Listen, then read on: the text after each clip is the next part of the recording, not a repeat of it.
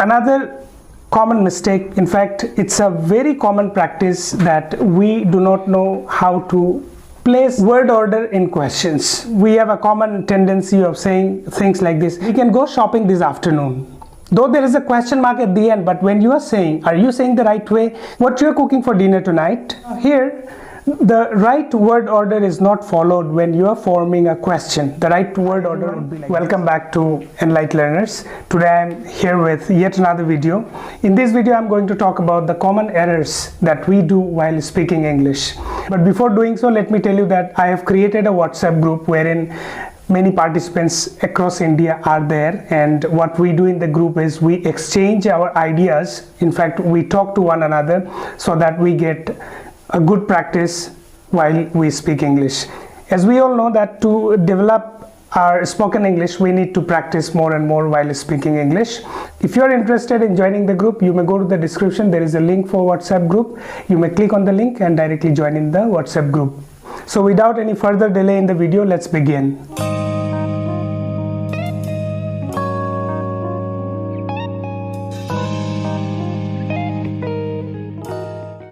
The most common mistake that I have observed while we speak English is subject-verb agreement.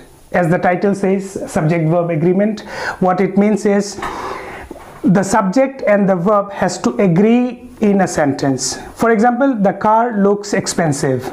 Now the subject here, the car, is singular, for which we need to have a singular verb. Always remember that if your subject is singular, you need to use a singular verb. So here, the car looks expensive. Now let me give you another example of same kind. Those cars look expensive. Now here you see the subject, those cars. It's a plural subject for which we need to have a plural verb.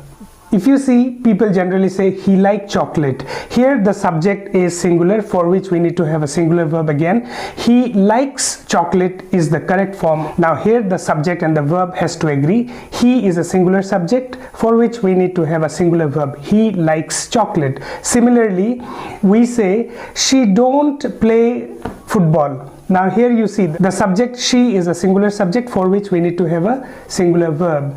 So we would rather say she does not like to play football, or she doesn't play football. Yet another common problem is we often say he didn't understood or I didn't understood. Now here did and understood both are in past. We cannot keep two past form in the same sentence. The correct way of saying this sentence will be I did not understand.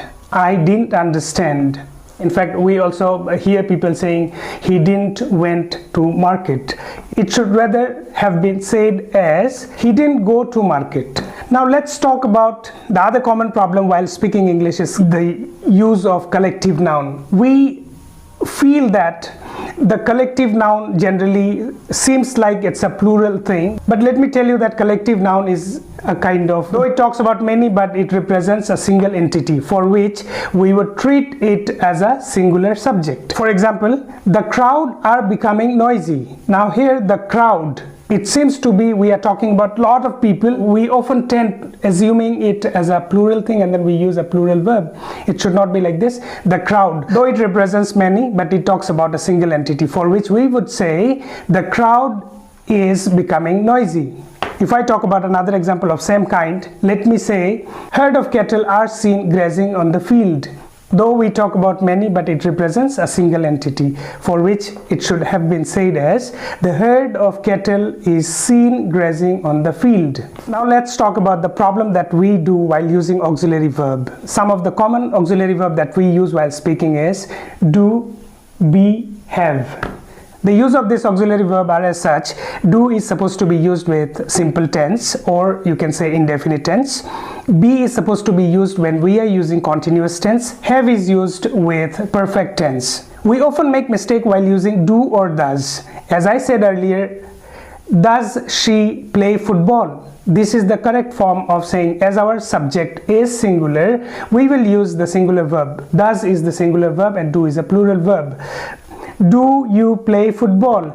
Now, the common mistake that I hear people saying is, he don't know who I am, or he don't know how to play football, he don't know how to cook food, he don't. This is a common mistake that I hear people saying, wherein the right way of saying this would have been, he doesn't, she doesn't. Always remember that with subject like he, she, it, or third person singular noun, we will use does. Now with be verb, I don't think I need to point out too much, but yes, just to brief you with, be like am is are, the be verb is supposed to be used when your subject is singular and other than I, like I am going to market. She is playing football. He is writing a story. Now with have, the challenge that we see is we often get confused with the use of have or has. Where to use have and where to use has. Most common practice is we use have everywhere. Like he have gone to market. She have had her dinner. With your third person singular subject, he, she, it, or any noun, you are supposed to use has. Like he has played well, she has done her homework. Another common mistake, in fact it's a very common practice, that we do not know how to place word order in questions. We have a common tendency of saying things like this: we can go shopping this afternoon.